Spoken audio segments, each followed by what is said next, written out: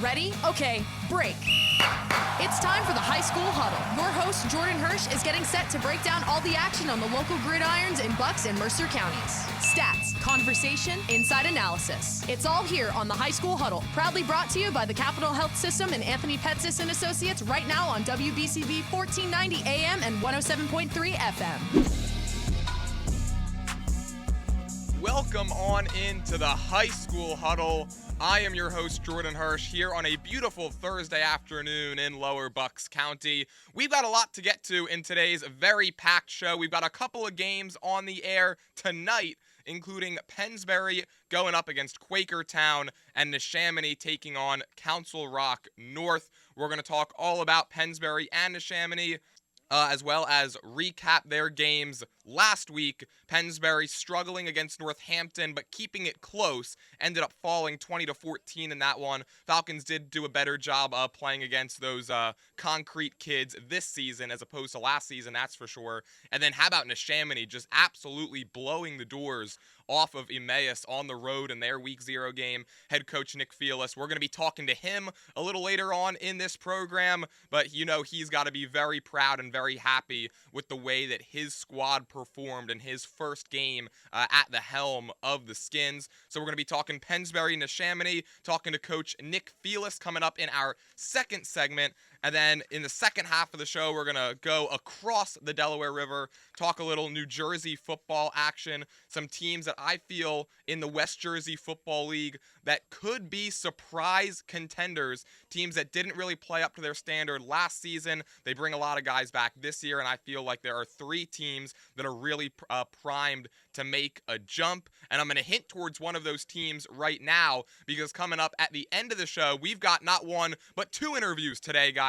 We've got two interviews on tap for you. Of course, Nick Felus, the first one, and then we're going to be talking to the voice of Notre Dame Irish athletics, Mike Warren, the Notre Dame grad. So make sure you stay tuned for that interview as well. Mike Warren going to be helping break down and preview Notre Dame season, perhaps a little new look Irish squad that head coach Sean Clancy is going to have this year. So make sure you stay tuned for that coming up towards the end of the show.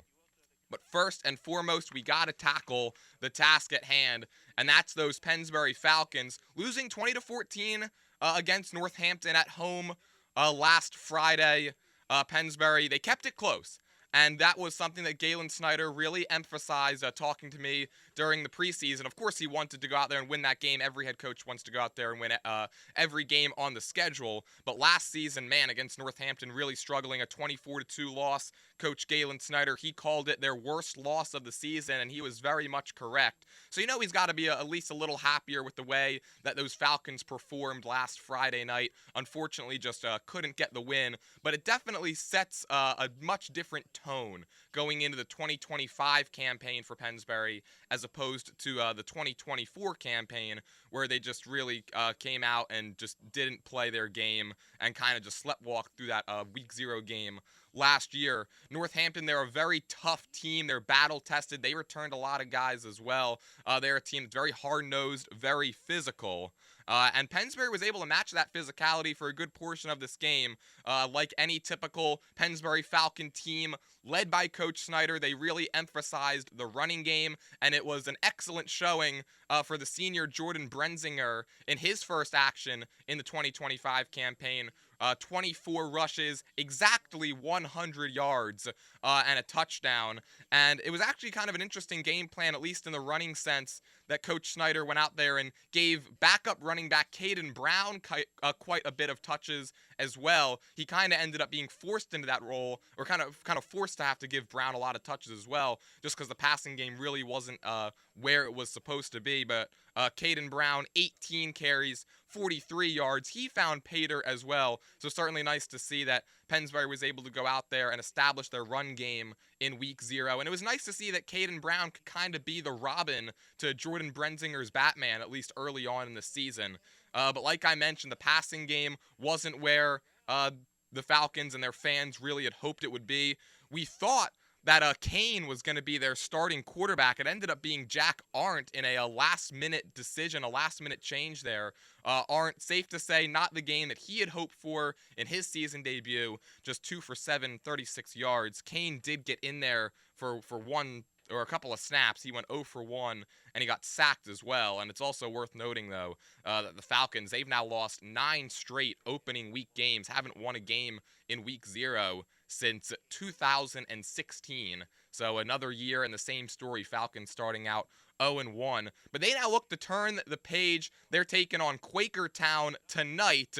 You could find that game on WBCB Sports. Chris Ermer, Gus Barber, Ben Goldstein, they're going to be on the call like they are for each and every Pennsbury Falcon game this season. And when you look at Quakertown, they're very young but a potentially explosive offense. Quakertown Panthers, that's their mascot. They've got a roster comprised of 3 freshmen, 21 sophomores, 15 juniors, and 15 seniors. It's very interesting that and very kind of weird, for lack of a better term, that you see a team with more sophomores than seniors, and almost as many sophomores as juniors and seniors combined. But Quakertown, they also started the season out 0-1, lost 35-14 against a pretty talented Southern Lehigh team last week, and their main problem was defending the run.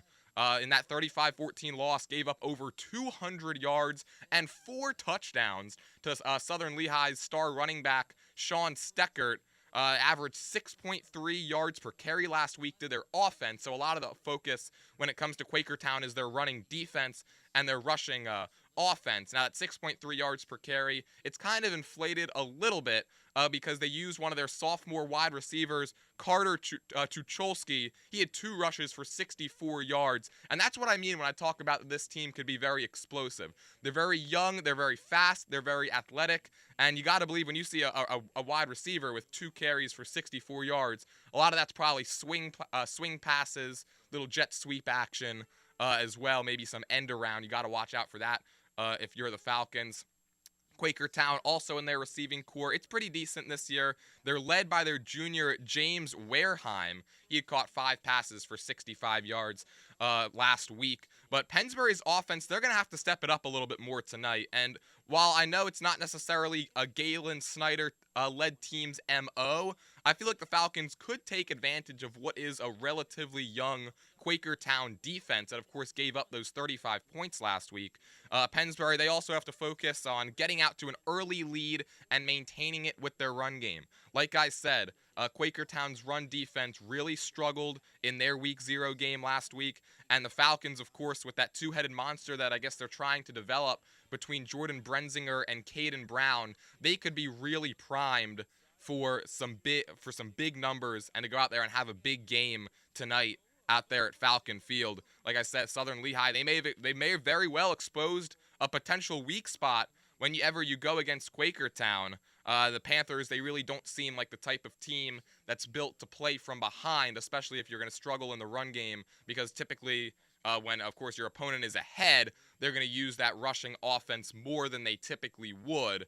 And if Quakertown struggles to stop that, then it's not really a team that can fall behind. So for the Falcons, get out to that early lead, establish that run game, and really look for a big game from Jordan Brenzinger and Caden Brown once again tonight.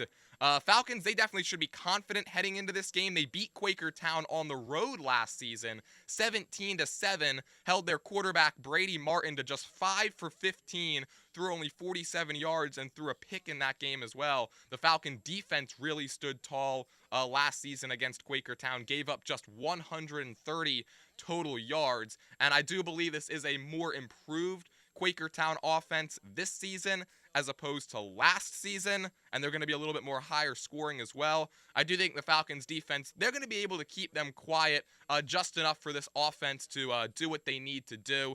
So while this isn't Friday Night Hype, we of course can't really talk about Pennsbury on Friday Night Hype because the game will be in the books. I'm going to give my prediction for this game right here on the High School Huddle. Give me the Pennsbury Falcons to win 24-21 and do exactly what they did last season, which would be falling to Northampton Week 0, but getting back to 500 in Week 1 with a lower scoring win against Quakertown.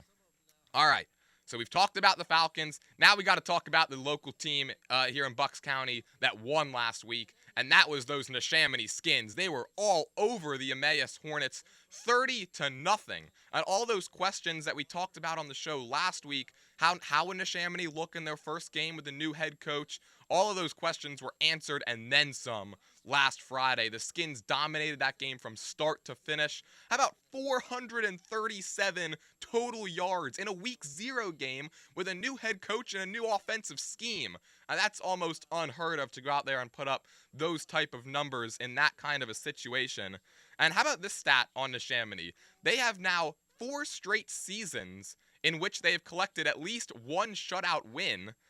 And if that wasn't enough, this is their 3rd shutout win in their last 4 season openers. Last season, week 4, they beat up on Abington 37-0, but in their week 0 game in 2023 against Kensington, blew them out 44-0, and then when they played the Battle at the Beach back in 2022, shut out the host in that game, Ocean City, 21-0. So it's very impressive what Neshaminy's defense has been able to do over the years, especially early in seasons. And if something like that happens every so often, you can kind of chalk it up to, oh, well, maybe the other team just wasn't necessarily prepared because it's week 0. But when it happens as consistently, I mean, 3 out of the last 4 years, then you got to believe that it's just something with that Neshaminy defense that whether it's Steve Wilmot at the helm or now Nick Felus, these coaches have that defense ready to go right off the jump. But looking at some of the stats from that game against Emmaus, they're all very pretty if you're a Skins fan. Quarterback senior Michael Eckert didn't have to use him all that much. He went 8 for 11, 199 yards, 2 touchdowns as well. Also rushed for 45 yards and a TD. So he was responsible for 3 of Neshaminy's 4 touchdowns. Carter Klee, ranked one of the best returning running backs in the Suburban 1 League. How about 25 carries, 147 yards? That's nearly 6 yards per carry and a touchdown. He was real impressive. I'm going to ask Coach Felus in our next segment just how impressed he was with Carter Klee's performance in his first opportunity to see Klee up first. And then Weaver, their backup running back, 6 carries, 45 yards. That's Caden Weaver. How about this number? So I mentioned Eckert, right? 8 for 11, 199 yards. Only completed 8 passes, but 5 different receivers had at least 20 yards on just those 8 total completions. They were, in fact, led in terms of the amount of receptions category by Brock Williams, who had 3 catches for 21 yards. But then Lagler, 1 catch, 61 yards. Mike Sassano with a reception for 38 yards. And their standout tight end, Lucas Stewart, with 1 catch for 35 yards. So Neshaminy's passing game, while they didn't have to go to it all that much, they were certainly very, very explosive and did more than enough to help carry Neshaminy to that win. There was one area, however, where the Skins did struggle last Friday night, and that was in the penalties category. I don't think it's necessarily something to really sound the alarms of just quite yet, especially considering the fact it's week 0, and despite winning 30-0, it's very hard to play a picture-perfect game this early in the season. But the Skins, they were flagged for 12 penalties for 69 yards compared to just 3 penalties for 15 yards for Emmaus. So that's certainly something that you got to believe Coach Felus and the squad is going to be honing in on during practice as they get ready for their game against Council Rock North, the Indians, tonight. I'll be on the call for that one alongside my broadcast partner, Nick Gallagher. Should be a fun time on over at Council Rock North at 7 o'clock on WBCB Sports over on our YouTube page. And I think this game, it presents a very similar story for Neshaminy as last week. It's a non-divisional game, so I talked about it on the show last week. As long as they didn't just sleepwalk through the game against Emmaus, they should be just fine. And it's the same story here today. Non-divisional game, as long as they take Council Rock North as seriously as they took Emmaus last week, I think this should be a relatively easy win for the Skins. And it certainly seemed last week that Coach Felus, he's not going to let his team take any game lightly, whether it's a game against Council Rock North, a game against Emmaus here in August. He's going to treat all of those games, him and his squad, like it's do or die, have to get into the playoffs, like it's that Pennsbury game later on in October. But the Skins taking on Council Rock North. They've really dominated this matchup over the years. 7 consecutive wins against the Indians, and they're outscoring them 284 to 111 during that span, included in which are 4 games of 40 or more points. Council Rock North, they have not beaten Neshaminy since 2011, and when you take a look at their scouting report, they're 0-1, coming off of a 21-6 loss on the road against Upper Moreland last week. Got off to a quick start. It was looking all good for them in that first quarter. Took an early 6-0 lead on an 11-play, 80-yard opening drive, but they had their PAT blocked, and that kind of set the tone for the rest of the game as they were held scoreless from there on out. They wound up trailing 7-6 at halftime, gave up 2 touchdowns on their first 2 defensive drives out of the break in the second half. Did have an opportunity in the fourth quarter to draw a little closer, got all the way down to 1st and goal at the 1-yard line, but then were stopped 4 consecutive times from the 1, and from there on out, it was pretty much over, Upper Moreland taking the victory. So I would say look for Neshaminy. They're going to try to establish their running game early with Carter Klee and Caden Weaver, and if they get out to an early lead, I believe they're going to try to put that hammer down in the passing game. Eckert only threw the ball 11 times last week. I expect that number to increase as Coach Felus tries to get him a little bit more comfortable running this offense. And I believe that, again, if they're able to get out to that early lead, that Neshaminy is going to pull a take-no-prisoners approach, and they're going to try to explode out to a big halftime lead. And I really do think that should be the goal for Neshaminy. It's got to be to have that 2-score lead at the half. You don't want to let Council Rock North feel like they have any chance if you're on the Skins side of things, especially because you know the Indians, if they feel like they're hanging around at halftime, keeping it close as they try to pull another upset here against Neshaminy week 1. They let that potential upset slip away last week, had an opportunity to get closer towards the end of the game and just couldn't get it done. You know they're going to be hungry and that they're going to want to go out there and certainly put up some numbers and feel like they too can really be a player in the Suburban 1 League, and they're going to be looking to make that statement tonight against Neshaminy. So if you're the Skins, take care of business, get out to that big lead, and just front run the entire game. Again, those 2 games that I just talked about, Pennsbury against Quakertown and Neshaminy against Council Rock North, both of those 7 o'clock kickoffs. Pregame's going to get you started at 6:45 tonight on WBCB Sports on our YouTube page. But we do all that talking about Neshaminy, right? 30-0 win. How about we talk to their head coach, Nick Felus, get his thoughts on the game against Emmaus, get a little bit of a scouting report on Council Rock North, and he's from Penn Cambria out in Altoona. He's from 4 hours away from here, so I got to also ask him about some of his favorite things that he's experienced ever since moving to the east side of that state. That interview coming up next right here on the High School Huddle. Today's show is proudly sponsored by Anthony Petsis and Associates, voted the best financial advisory firm in Bucks County for 13 years by the Bucks County Courier-Times. Anthony Petsis and Associates delivers people-centered advice, empowering you to take control of your financial future with confidence. Their firm is committed to helping your family build and preserve wealth for the next 100 years. If you're interested in becoming a client of the top-rated financial advisory firm in Bucks County, please contact Anthony Petsis and Associates at 215-968-6638. That's 215-968-6638. You can also visit their website at apetsis.com. Anthony Petsis and Associates. If you don't know where you're going, any road will take you there. Capital Health's primary care network continues to grow, bringing its extensive option of locations to your neighborhood. Whether you're scheduling a wellness checkup or not feeling well, advanced medicine starts with a Capital Health primary care doctor at locations near you in Mercer, Bucks, and Burlington counties. To find a Capital Health primary care location that's convenient for you, visit capitalmedicalgroup.org. That's capitalmedicalgroup.org. In your journey back to work, we understand the barriers you may face. We have a solution to bridge that gap. No matter your background, PA CareerLink staff are here to provide personalized assistance and help you thrive. Take the first step towards a new chapter in your career journey with PA CareerLink. Visit pacareerlink.pa.gov or your local PA CareerLink office today. Paid for with Pennsylvania taxpayer dollars. You're listening to the High School Huddle on WBCB 1490 AM and 107.3 FM. The High School Huddle is proudly brought to you by the Capital Health System and Anthony Petsis and Associates. Now back to your host, Jordan Hirsh. Welcome back to the High School Huddle right here on WBCB 1490 AM, 107.3 FM, as well as on our YouTube page, WBCB Sports. I am now proud to be joined by the new head coach of the Neshaminy Skins football team, Nick Felus. Coach, how you doing today? Pretty good. How you doing today?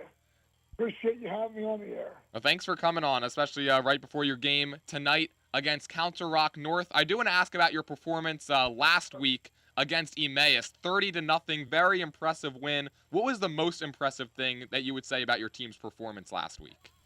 I would say the passion that we played with, how hard we played. We played a physical brand of football.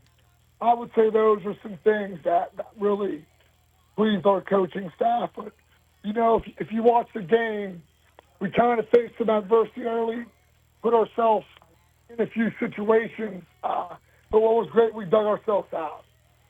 And, we stayed the course and we didn't panic and we got it done. So, of course, your defense last week, also very special, pitching a shutout, 30-0. Of course, something very tough to do in back-to-back weeks, but do you expect another strong showing from that group tonight? Yeah, our defensive staff did a fantastic job with their preparation. We really, crossed our T's, dotted our I's all week. And, the same thing this week in practice. I feel like we have a very good game plan. But our kids on defense, you saw, Carson Snyder, Luke Howe, our guys up front, they get after it. Our secondary played very well. You can see that, we get those guys moving around and put them in position that they can be very aggressive. And that's the kind of defense that we are. And then last week, it was your first chance getting to see Carter Klee up close in real game action. What did you like out of his performance? Just, Carter's worked so hard this offseason. So seeing him have the success that he did Friday night is just fantastic. We're very proud of him, all the hard work he's put in. The Carter that we saw Friday night, he runs extremely hard. He gets his pads down. And you could see, he was fighting for extra yards a lot of times. And, he's also a threat to catch the ball out of the backfield. So we're happy with Carter's progress in the system. And, he keeps working every day to want to carry the ball like he did Friday night. And so now you've got the game tonight, week 1 game against Council Rock North. You've, of course, been scouting them all week. What would you say is an area of their team you feel like you guys maybe could exploit, and then a potential area that could give you guys trouble? We, really each week we really try to narrow our focus and, really try to minimize the mistakes. So like this week, the focus was offensively. I felt like we had too many penalties. And we need to clean that up tonight. We need to be able to be detailed, especially on offense. And I think we worked on that all week this week. You'll see an improvement there. But just, the ability to run the football, and we have to stop the run. Those are two things at any level of football you need to be able to do to be successful. And we got to limit turnovers. We got to take care of the ball, and we got to turn them over as well. Those are some things that, week to week that we really stress. But, we know we're going to get everyone's best game. This is a tough league. Council Rock North is an opponent that's right next door to us. So, they're very well coached. They have a lot of good football players. So we have to be prepared offensively. They run a system that's kind of similar to what we run. They're very multiple.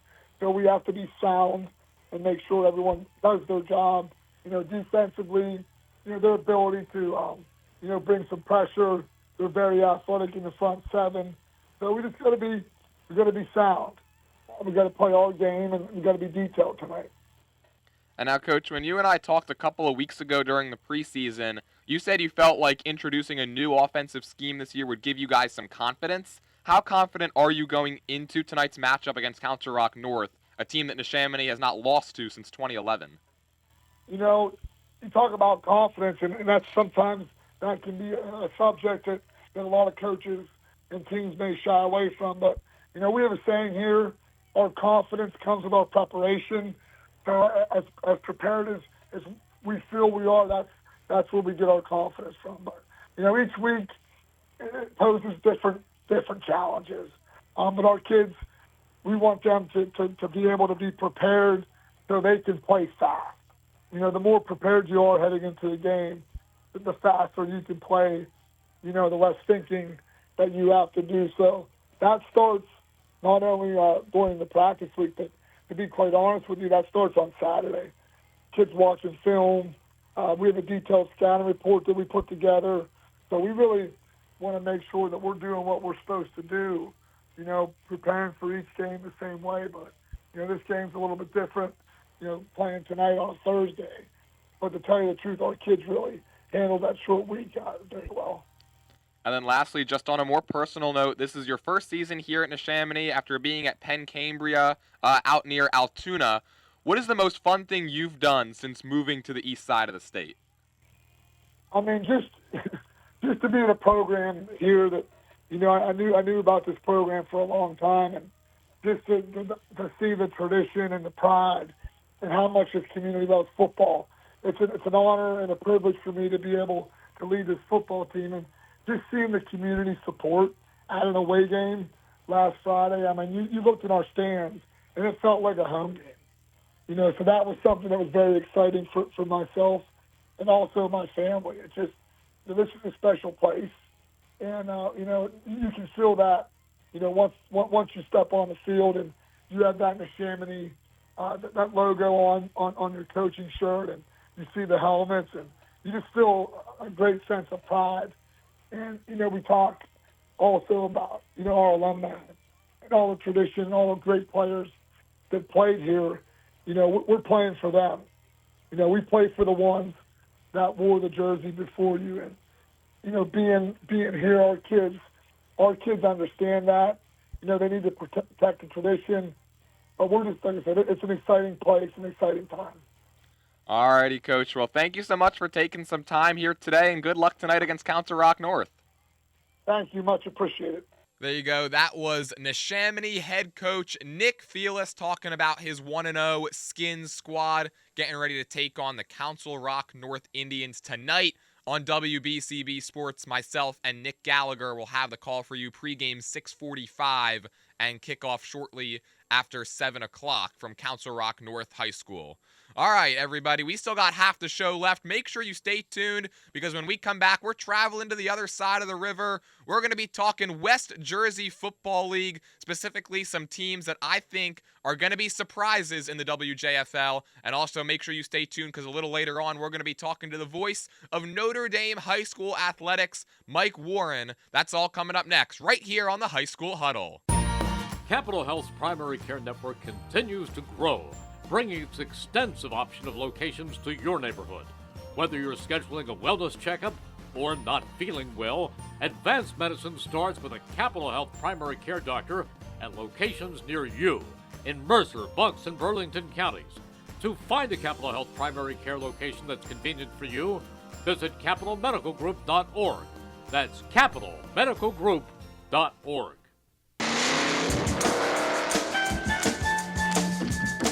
Under the Hood with Fred Fletcher is heard every Thursday at 9 a.m. on WBCB 1490 AM and 107.3 FM. Everything you need to know about your car and keeping it maintained with Fred Fletcher from Fletcher's Garage, Hood and South Olds Boulevards, Fairless Hills, your official AAA facility.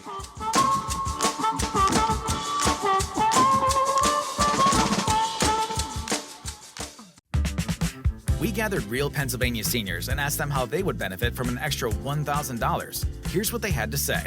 Everything is so expensive these days. Car expenses, repairs. My groceries, heating costs. Medications. I'm sure I could easily spend $1,000 like that. Through Pennsylvania's property tax rent rebate program, eligible seniors and adults with disabilities could receive up to $1,000. Check your eligibility and apply online. Paid for with Pennsylvania taxpayer dollars. You're listening to the High School Huddle on WBCB 1490 AM and 107.3 FM. The High School Huddle is proudly brought to you by the Capital Health System and Anthony Petsis and Associates. Now back to your host, Jordan Hirsh. Alrighty, welcome on back to the High School Huddle. Big thank you to Neshaminy Head Coach Nick Felus taking some time out of his busy schedule as he gets prepared for the game against Council Rock North tonight. We really appreciate him taking some time, coming on the air, talking to us, giving us some insight into his team and the game that they've got going on against Council Rock North. Again, 7 o'clock, WBCB Sports, myself, Nick Gallagher, on the call for that one. But it's time now to switch gears and travel across the river, across the Delaware River, and into Mercer County. And let's talk about some of these West Jersey Football League teams I feel could be some surprises this season over in the WJFL. I've got 3 teams that I've got listed out, and these are just the 3 teams that I think are the main ones that have to be talked about early on in this season. There are a lot of teams, in fact, in the West Jersey Football League that I think could be very surprising, and that is exactly why you should catch myself and Rich Fisher on Friday Night Hype tomorrow, same time, 4 o'clock. On WBCB 1490, 107.3, as well as on our YouTube page, WBCB Sports. But after that shameless plug, I now have to get into the first team I think could be a big surprise, and they hail from the Capital Division, finished 4th last season. That would be the Steinert Spartans. Steinert football, it's kind of been mired in mediocrity here recently. Last couple of seasons, under 500, head coach Thaddeus Richards at the helm. Got a chance to catch up with him during the preseason. He seems real confident, certainly scheduled some very tough games that we're going to talk about a little later on in this segment, trying to get his squad prepared for some postseason action that Steinert hopes to be in come November and into late October as well.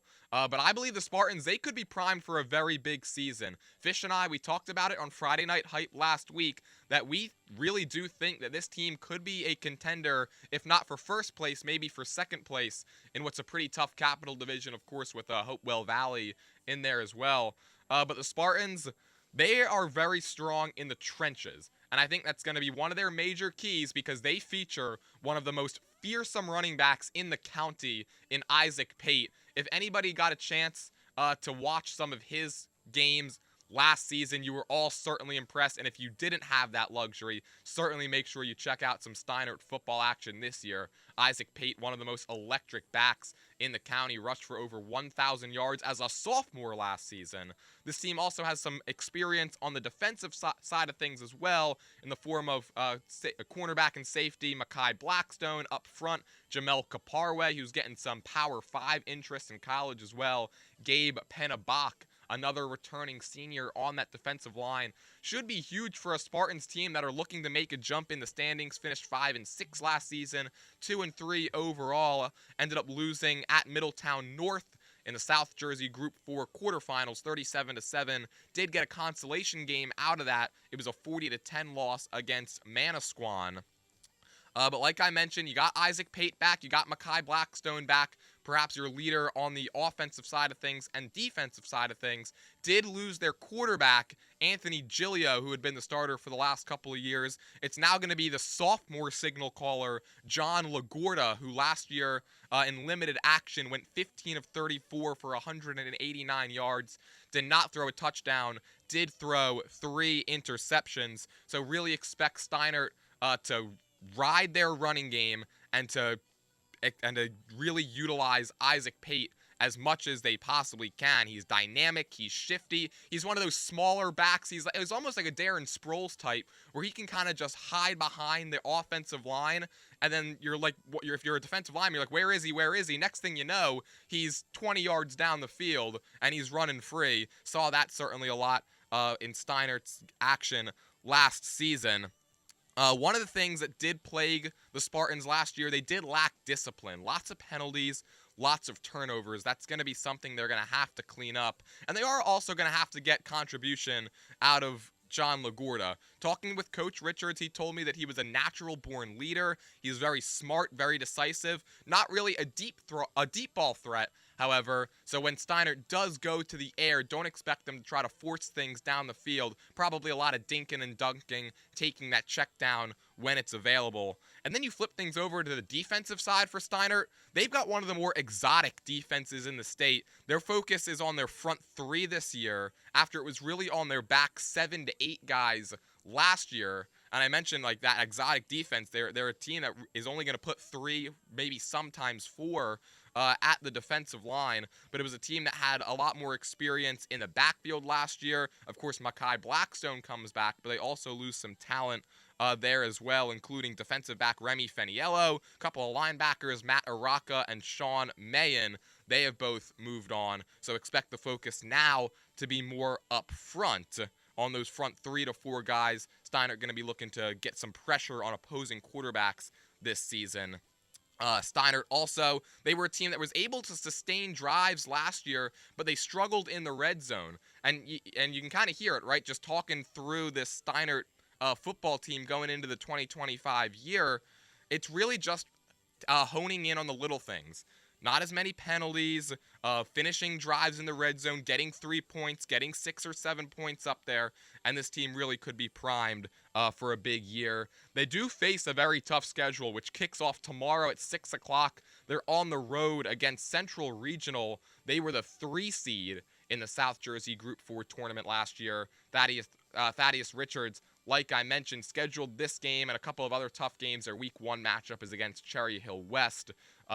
Because he feels like this team, they've got to be prepared to face some tougher competition come playoff time. The goal for the Spartans this year, it's not just regular season success, but it's about winning in the playoffs as well. And after losing on the road at Point Pleasant Borough 49-7 in Week 0 last year, I expect the Spartans, they're going to be looking to play a more competitive game tomorrow. Expect the Spartans to kind of keep it close. Not necessarily saying they're going to pull out a win against a real talented Central Regional team out of the Shore Conference, but I don't think they're going to lose by 42 points like they did last season.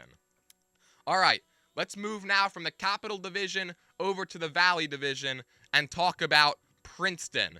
Yes, Princeton, not necessarily known as one of those bigger name teams in Mercer County, but if you look at their record the last couple of years, they were 5-4 in 2023, 5-5 last year, ended up finishing second in what was essentially a tie for the division crown with Trenton. Both of those teams finished 4-1 in the Valley Division.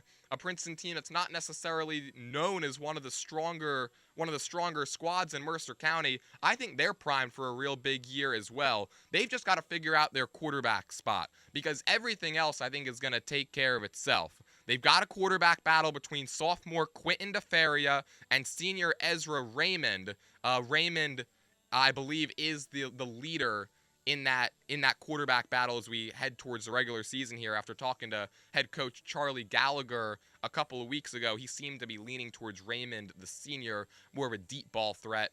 But when it comes to Princeton, you want to talk about their returning guys, and that's Carmine Carusogne, Andrew Foreman, and Ellington Hines.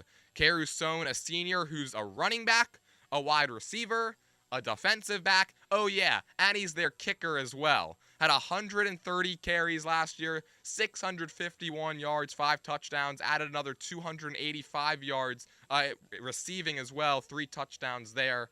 Him and Andrew Foreman, a lot of times you talk about thunder and lightning. These guys are really lightning and lightning in the Tigers' backfield. Andrew Foreman, another senior, 63 carries, 296 yards, 2 touchdowns as well. And then in the passing game, whoever ends up being the quarterback for Princeton, they're going to be looking towards senior wide receiver Ellington Hines quite a bit. 31 catches last year, 402 yards, and 3 touchdowns. Expect Hines to be a major player for this Princeton Tigers team. He was also, by the way, he was a first-team defensive back last year as well, a guy who's very skilled on both sides of the ball. And then, like I mentioned, Carusogne, very versatile. How about this story? He didn't come out to play football until his sophomore year, and guess what he did that year as a sophomore? He was named first-team defensive back, and then last season, he was a all-division first-team running back his junior year. So really talented guys at the skill positions when you talk about this Princeton Tigers squad. Something interesting that I did take away from my conversation with head coach Charlie Gallagher was that during the preseason, this is a team that's looking to hone in on small ball, looking to really focus on the fundamentals. He used the baseball term small ball to describe that. They have 28 freshmen this season, which is not out of the ordinary for a Princeton Tigers team. They're typically very young. They're still trying to work up that feeder system from flag and now tackle football that they've got going on there, but certainly more experienced this year than they have been in the past. And Coach Gallagher, he made it a point. He wants to go 1-0 every week. They're going to take everything one game at a time, and I think that's a very good mindset to have with a team that's got their fair share of young talent as well, just making sure that nobody gets too far ahead of themselves and they're focused on the task at hand. This is a team that plays in a relatively weaker Valley division. I actually think this division is going to be stronger than it's been in years past, but you compare it to some of the teams in the Capital, and it kind of suffers in comparison there. And I do think that a Week 7 game against Trenton that Princeton has on October 17th, that could end up being very big in determining how their season is viewed. Last year, though, they struggled out of conference, went just 1-4 out of divisions, went just 1-4 in non-divisional games. And their non-divisional games this year, same as last year. They play on the road against Lawrence, then at Allentown to open the season. They also have a game at home against Holy Cross Prep, and then a game at home against Nottingham. And while it is the same non-conference teams this season as opposed to last season, Lawrence, they got off to a very fast start last season. Allentown, they lost a lot of guys. I think those are two teams that may be taking a step back this year. Holy Cross Prep, they did get a win against them, albeit 3-0, but they've handled Holy Cross Prep the last couple of years. That's a team that Princeton feels very confident going up against, and then ended up losing a very tough game against Nottingham as well last season. You know Princeton's going to be looking for some revenge against those North Stars when they face them a little later on down the line. Expect Princeton to have a big year. I think they could be a 7-3 or even 8-2 kind of team if it all comes together. Me and Rich Fisher, we're going to be talking a little bit more about those Princeton Tigers a little bit on Friday as a part of Friday Night Hype when we preview the Valley Division. But now let's jump back to the Capital and talk a little Notre Dame. I just want to preview them a little bit here real quickly because we're going to be talking to the voice of the Notre Dame Irish, Mike Warren, coming up in our next segment. You're not going to want to miss that conversation. And when it comes to Notre Dame, I don't really consider the Irish a team to make a surprise jump in the Capital Division. They're a team that went 6-5 last season, and then they lost their starting quarterback, Julian Matera, this year. But I do think that it's going to be a little bit of a surprising look if you're not, if you're a Notre Dame fan and you're used to what they've kind of built these last few years and being a big play, pass-heavy offense with A.J. Surace and Julian Matera at the helm. They do have a quarterback battle going on this year between Dylan White and Matt Roush, and this is going to be a team that's going to rely heavily on their running backs. They've got a stable of backs at their disposal this year, including seniors Musa Kamara, who had 222 yards on the ground and 3 touchdowns, Jaden Davis as well, 93 carries, 590 yards, 4 TDs for him. And Coach Clancy was very high when he was talking about some of the freshmen that he's got as well, C.J. Woods and Justin Macto. So the Notre Dame offense expected to be a bit of a surprising look. They're not going to be that pass-heavy, deep ball threat as they have been in years past. And when it comes to the Irish, their success this season, I think it actually hinges on their defense. They allowed 282 points last year. That was the most in the Capital Division. Brought in a new defensive coordinator to try to help with that this year. Expect Notre Dame to rely on takeaways as a means to keep opponents at bay this season. Lost a lot of talent up front. In fact, they lost 60% of their sack total from last season. But they do return players in the secondary, such as now junior Karen Woods, 3 interceptions and 2 pick sixes as a sophomore last season. Alex Villarreal, an interception, and he was the team leader in tackles with 87 as a junior last year. they both return in the back seven for what's going to be a new look Notre Dame Irish squad. And speaking of those Irish, we're going to be talking to Mike Warren, the voice of Notre Dame athletics here on WBCB Sports. That's going to be coming up right after this short break. Do not go anywhere. You're listening to the High School Huddle on WBCB 1490, 107.3 FM, and on our YouTube page, WBCB Sports. Today's show is proudly sponsored by Anthony Petsis and Associates, voted the best financial advisory firm in Bucks County for 13 years by the Bucks County Courier-Times. Anthony Petsis and Associates delivers people-centered advice, empowering you to take control of your financial future with confidence. Their firm is committed to helping your family build and preserve wealth for the next 100 years. If you're interested in becoming a client of the top-rated financial advisory firm in Bucks County, please contact Anthony Petsis and Associates at 215-968-6638. That's 215-968-6638. You can also visit their website at apetsis.com. Anthony Petsis and Associates. If you don't know where you're going, any road will take you there. Are you a parrot head? Not that kind.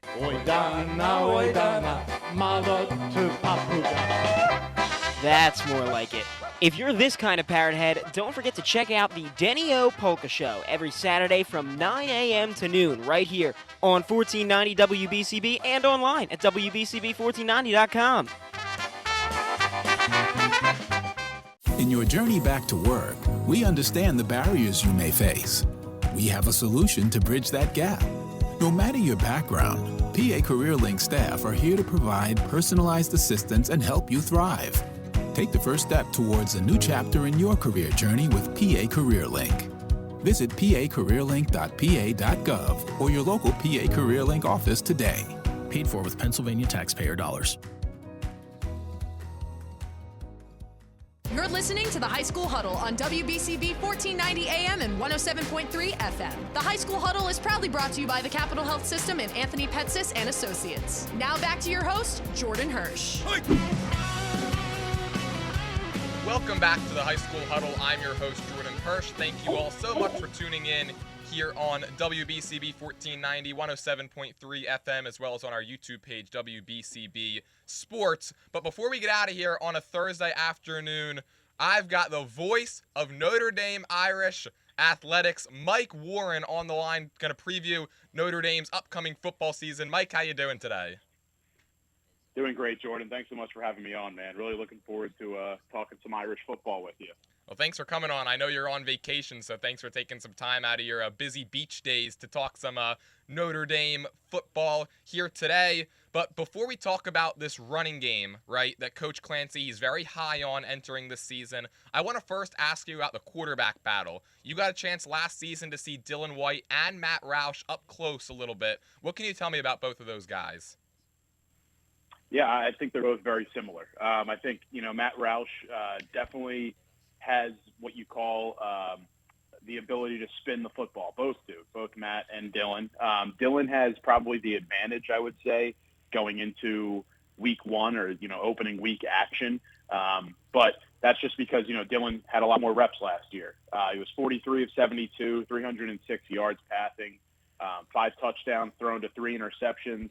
You look at Roush's numbers, a smaller sample size, 12 for 21, 97 yards, a touchdown, no turnovers.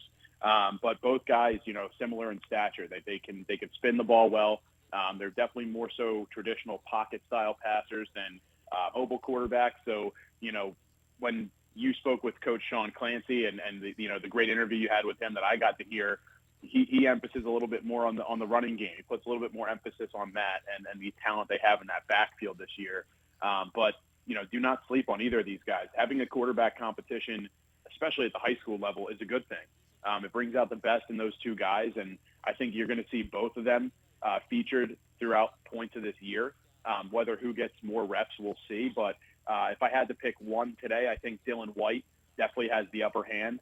He was forced into the starting spot last year when Julian Matera went down and handled it well. So I think, based on what we've heard from Coach Sean Clancy, we're going to see a team that definitely emphasizes the run, that looks to get the run going first and foremost, and then they look to get that passing game going in a comfortable way for their two arms so that they can do what they do best, which is make quick decisions, put the ball on the numbers, and let the receivers, create for themselves.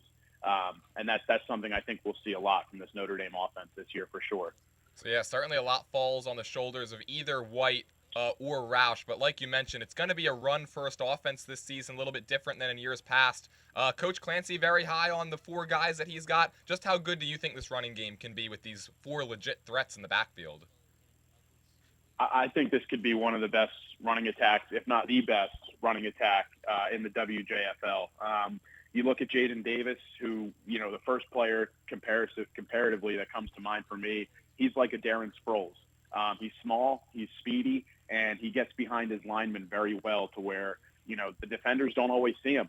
So if he's able to hide behind a guard or a tackle pulling and, hide behind him for a couple seconds, he gets a little seam, he hits it very quickly, and the next thing you know, he's off to the races. So Jaden Davis, a speed back, they kind of have a thunder and lightning, if you will, between Musa Kamara, who's more so of a power back but has that breakaway next year speed as well.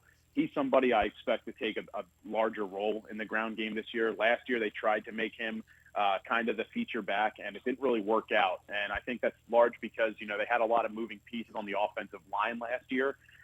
This year, they've got still some more moving pieces, but based on, what we've heard and what they're doing in camp, they're, again, emphasizing the run, establishing the run game first before going to the pass. So I think you're going to see, Jaden Davis and Musa Kamara getting a lot of the reps, but two other names that you can really focus on in this backfield as well that provide some pop and some power.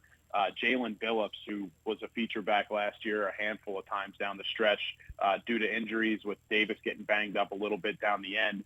And, again, Musa Kamara, teams kind of knew when he was coming in that the ball was going his way just because such a big, strong, physically imposing person.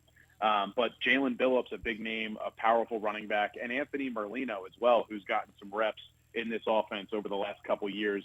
4 running backs in this backfield, Jordan. I fully expect Coach Sean Clancy to use all of them in different ways, but I think Jaden Davis is going to be kind of RB1, Musa Kamara RB1A, and then from that point on, grind it out, short yard situations. You have the luxury of going to either Billups or Merlino. But it all starts up front. This offensive line needs to prove, they're young. They got a lot of experience, but you got a center that's been there for 3 years, that's been running the show for the most part, and that can do a lot for an offensive line. So it's time for this offensive line to show that, they're going to get back to the old ways of Notre Dame football, which is establishing it in the trenches and winning the line of scrimmage for sure. Well, how about that? Darren Sproles now has gotten 2 shout-outs in this show because earlier on I compared Isaac Pate at Steinert to Sproles as well. So you never know what you're gonna get here on the High School Huddle. But defensively now, Mike, when you talk about Notre Dame, they really struggled last season. Irish, they lose a bunch of talent up front going into this year as well. What does that group have to do to help keep Notre Dame in games this year? Yeah, I think they need to get back to their roots. When you think about a successful Notre Dame defense, and, myself, I had the luxury of going to Notre Dame, playing for Coach John McKenna, being a part of that, winning tradition back in the early 2010s and the mid 2010s. But a traditional Notre Dame defense is a 3-4 defense that can fly to the football. They rely on the linebackers to fill gaps and to wreak havoc in the backfield. They rely on their outside linebackers to set the edge and to be physical. They're not always, the biggest team in terms of size and strength, but what they do well is they utilize their speed and their aggression to blow plays up, to meet the ball carrier in the gap, to utilize, what their defensive line is giving them in terms of looks on a snap-to-snap basis. And I think, one name we're going to be calling a lot this year on our broadcast is Alex Villarelli. He's the Mike linebacker starting inside for Sean Clancy this year. He led the team in tackles for all the linebackers last year. He's definitely going to lead the team in tackles again this year. He's always around the football. And I think, with a new coordinator in, Tim Jones coming in, Tim played for Sean from 2018 to 2020. Was a defensive back and a linebacker for him at times. And I think we could see a little bit more of a traditional Notre Dame defense. In the trenches, they're going to have some size. They're going to have some guys in there that are going to, hold their own, hold their one-on-one assignment just long enough so that these linebackers like the Villarellis and, the guys on the outside can come in, fill the gaps, and make tackles.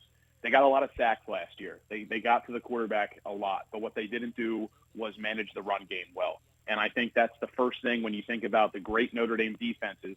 During my time there playing under John McKenna, it was get to the ball. As many hats as we can, get to the ball, because we don't want any extra yards once we make contact with that ball carrier. They do not get an extra inch.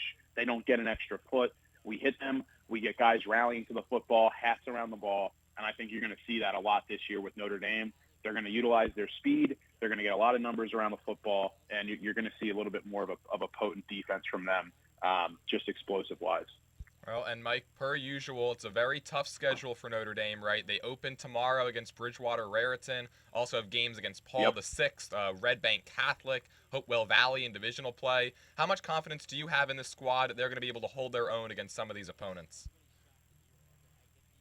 Yeah, I definitely have some confidence. I think, when you speak with Coach Clancy and what he preaches to his team, it's a fearless brand of football. It's something that, they entrust to the guy next to them. They're playing for the guy next to them. And I think when you have that kind of a culture, it's infectious, it's contagious, and it brings people together.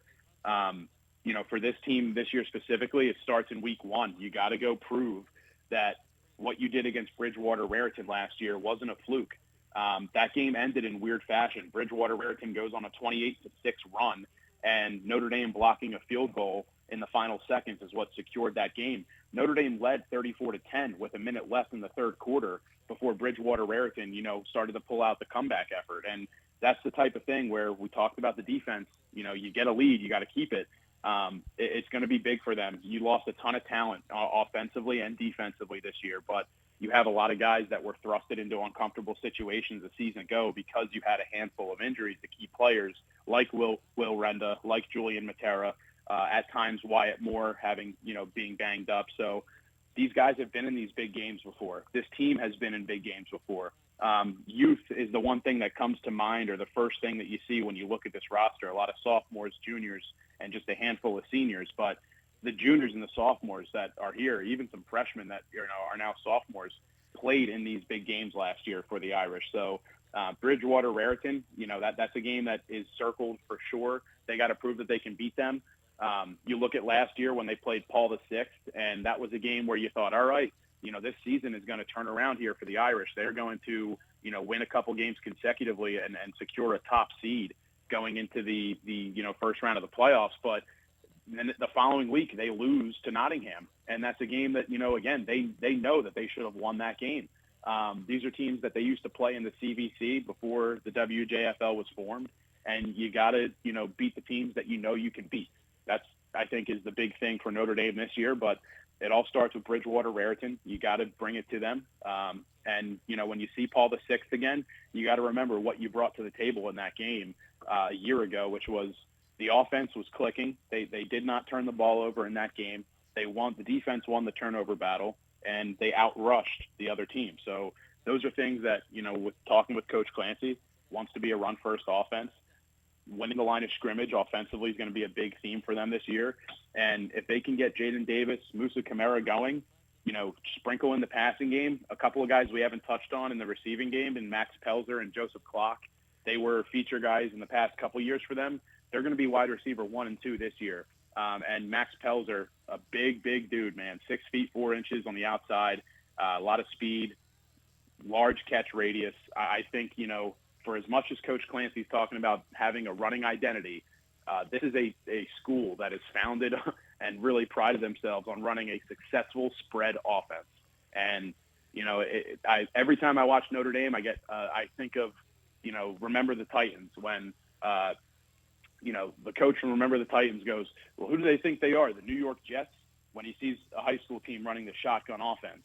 And that's kind of what it is. It's who do they think they are? The New York Jets? Well, no, they don't, but they've done this so well for so long. This is who they are. And I still think that spread offense is going to be still, very well used this year. Maybe not relied on as much in the passing game, but you can do a lot with the spread running it wise as well. So we'll see that from Notre Dame 100%. Alrighty, Mike. Well, it should be a very interesting season out there on Route 206. Make sure you tune into all those Notre Dame games with Mike Warren on the call later this season. Mike, thanks so much for joining me here today. Jordan, thanks for having me on, man. Anytime you need me on, more than happy to talk some ball with you. Great stuff with the show. Keep up the great work. And, yeah, man, always pulling for you, so keep up the great work. That was Mike Warren joining us, the voice of Notre Dame high school athletics, helping us preview the Notre Dame football season that gets underway tomorrow against Bridgewater Raritan. But that'll just about do it for us here on the show this week. Thank you to everybody who tuned in. Make sure you tune in to Pennsbury against Quakertown, as well as Neshaminy against Council Rock North, 7 o'clock on our YouTube page, WBCB Sports. I'll be on the call for Neshaminy and Council Rock North with Nick Gallagher, Chris Ermer, Gus Barber, Ben Goldstein. They've got you for the call of Pennsbury against Quakertown. Thank you to our sponsors, Anthony Petsis and Associates, as well as the Capital Health System. Glenn Jones is next here on WBCB.